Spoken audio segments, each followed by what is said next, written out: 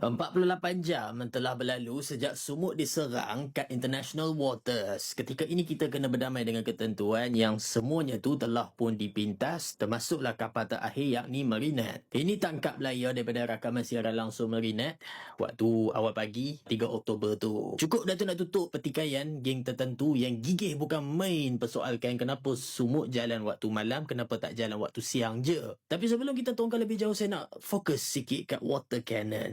Umumnya kita tahu Israel guna water cannon nak lemahkan aktivis dan juga nak disable CCTV. Cuma korang tahu tak air apa diguna mereka tu? Ikut logik mudah, air laut lah kan?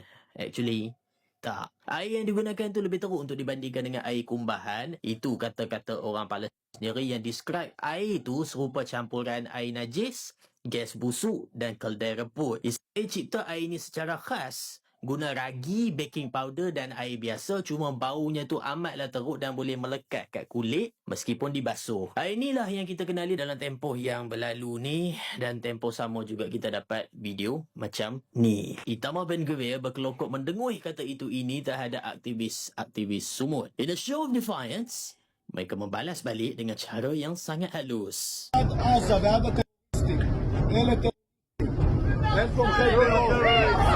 Mazep po. Apa dia? Cepat sangat habisnya. Sekali lagi. Mazep po. Wah, bukan main mereka cut off gitu je. Asal mereka start menyanyi. Tengok. Mazep po. So, right afterward kita dapat kelokok man ni tunjuk penjara Kat Siot yang terletak kat padang pasir Negev. Ini fasiliti penjara paling besar kat sana dengan saiz 99 ekar. Dan dia kata para aktivis sumut dibawa terus ke sini, tapi kita nampak gitu-gitu je. Tak pasti if betul aktivis sumut dibawa ke situ, kesahihannya kita kena semak balik nanti. Cuma kumpulan hak asasi dan pemerhati antarabangsa tu tengah bimbang lah pasal kesihatan para aktivis sebab penjara ni sangat teruk. Perkembangan yang boleh dipercayai pula adalah daripada Ketua Pengarah Sumut Nusantara yakni Datuk Dr. Sani Arabi. Kata beliau, semua aktivis Malaysia dijangka akan dibawa keluar daripada Ashdod dalam tempoh 2 hari ke Istanbul atau Ankara atas keakraban Malaysia dengan Turki yang ada hubungan diplomatik dengan Israel.